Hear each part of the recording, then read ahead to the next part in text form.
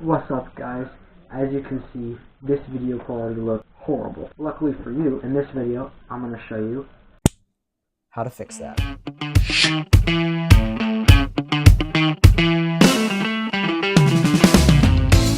If you're watching this video, you probably just bought a cheap action camera off Amazon with amazing looking features. Maybe you got it in the mail, you were pretty excited, and you were really disappointed with the results. Or maybe you liked your camera and just want to put a new twist on it and make it look a little bit better.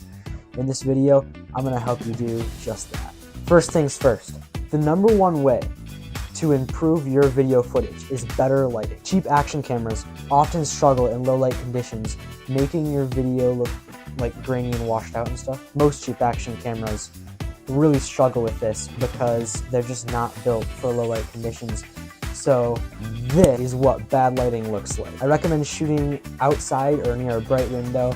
If you don't have that like me, since I'm in my basement, if you're filming indoors, I'd add extra lights and make ssure they're in front of you and not behind you. As you can see, when I have this one on, it kind of puts a glare on the camera lens, which makes it really distorted and messed up.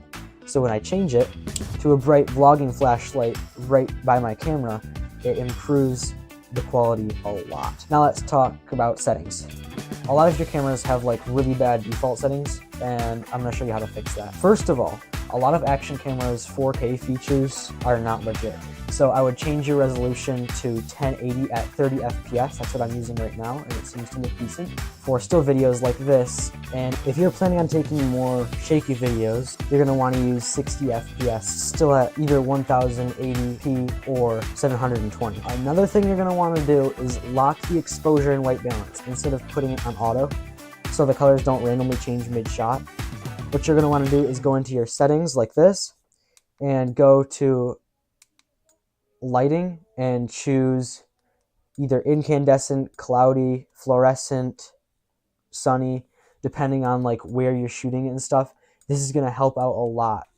Okay, let's move on to step 3. Built-in microphones on these cameras are most of the time really not good.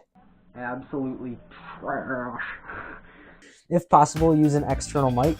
Right now I'm using a lav mic that I got on Amazon for $30. The link is right here. I just hooked it up to my phone and recorded the audio separately, and then you can take the audio and video and put them together in a video editor. It's pretty easy. If you're stuck with the built-in mic, hopefully it's not as bad as the one on my camera, and I would avoid wind at all costs, as that makes your audio sound trashy. And in editing, you can remove background noise or boost clarity and stuff, and that can help too. Okay, step 4 is stable positioning. This is especially for if you're taking shakier footage when you're walking around with your camera. Holding the camera in your hand is normally not the right way. Instead, you want to mount it to a stable surface or use like a tripod. Even like a cheap tripod off Amazon, $10 will make a huge difference. If you have to use handheld, I recommend bracing your arms against your body when filming to reduce shake. Or you can rig a DIY gimbal. You can find videos on good hacks on YouTube and everything. That helps a lot. So to recap, 1, fix your lighting. 2, adjust your settings. 3, improve your sound. And 4, keep your camera steady. I hope that helped a lot. If it did, please hit a like, subscribe. Go make some awesome videos with your cheap action cameras. If you're looking for a nice action camera, I would really recommend an Insta360. I bought this a while ago. I have the link for the unboxing right here. Go check that out if you are interested in buying it, and I will see you guys over there.